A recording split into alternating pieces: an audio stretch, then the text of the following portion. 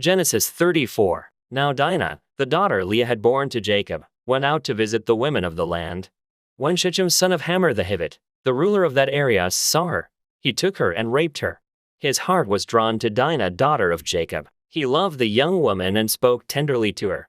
And Shechem said to his father Hamor, "Get me this girl as my wife." When Jacob heard that his daughter Dinah had been defiled, his sons were in the fields with his livestock, so he did nothing about it until they came home.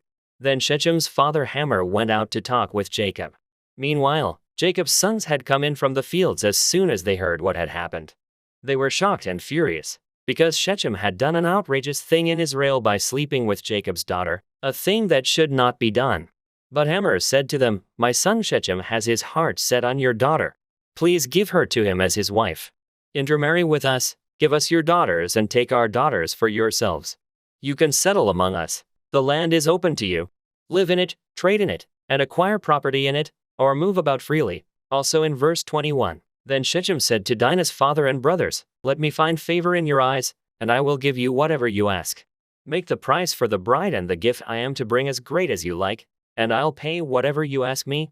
Only give me the young woman as my wife." Because their sister Dinah had been defiled, Jacob's sons replied deceitfully as they spoke to Shechem and his father Hamor.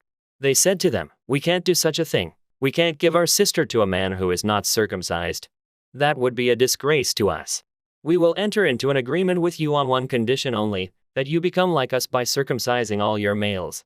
Then we will give you our daughters and take your daughters for ourselves. We'll settle among you and become one people with you. But if you will not agree to be circumcised, we'll take our sister and go." Their proposal seemed good to Hamor and his son Shechem. The young man, who was the most honored of all his father's family, lost no time in doing what they said, because he was delighted with Jacob's daughter. So Hamor and his son Shechem went to the gate of their city to speak to the men of their city. "These men are friendly toward us," they said. "Let them live in our land and trade in it. The land has plenty of room for them. We can marry their daughters and they can marry ours.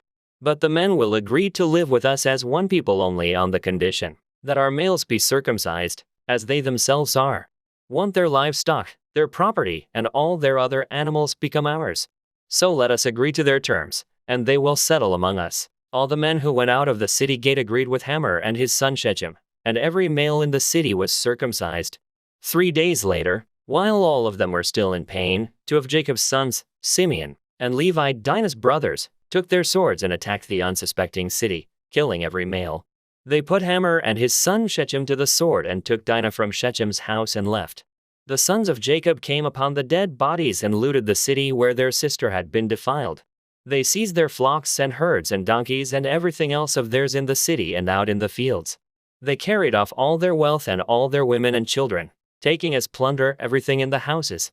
Then Jacob said to Simeon and Levi, "You have brought trouble on me by making me obnoxious to the Canaanites and Perizzites, the people living in this land. We are few in number, and if they join forces against me and attack me, I and my household will be destroyed." But they replied, "Should ye have treated our sister like a prostitute?